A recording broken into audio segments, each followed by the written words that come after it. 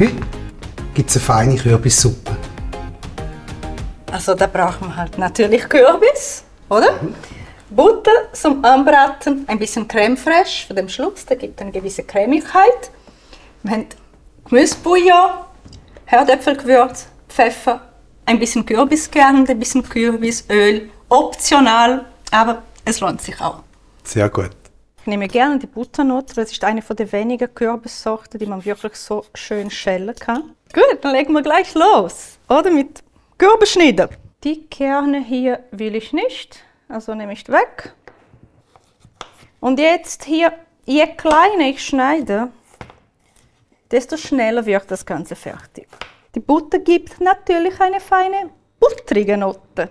Wenn man die Kürbis sieht, die Farbe, siehst du die Farbe? So wunderschön. Also Deckel offen lassen und lassen wir die Kürbis hier kurz so anschwitzen, oder? Ich mache etwa 1 Liter Bouillon. Den Bouillon kann man schön nachher das Ganze ablöschen. Und jetzt gehe ich wirklich mit diesem Holzlöffel wirklich am Boden so. Wenn etwas angebrannt ist von der Butter, genau das will ich wegnehmen. Nochmal Bouillon. Jawohl. Das ganze Liter ist drin. Jetzt lassen wir das kochen. Es kocht. Es riecht nach Kürbis. Ich mache mit dem Bamix. Da kann man wirklich super gut und schnell pürieren.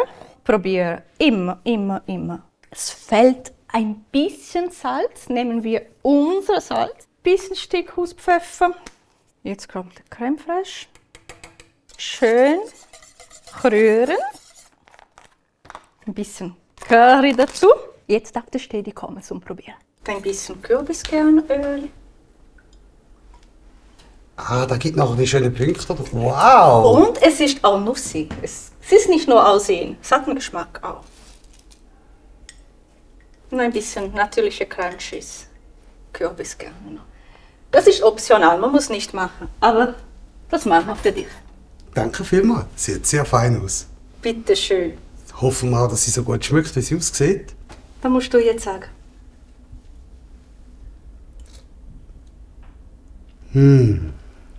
Fantastische Kürbissuppe. Danke vielmals. Sensationell. Gerne.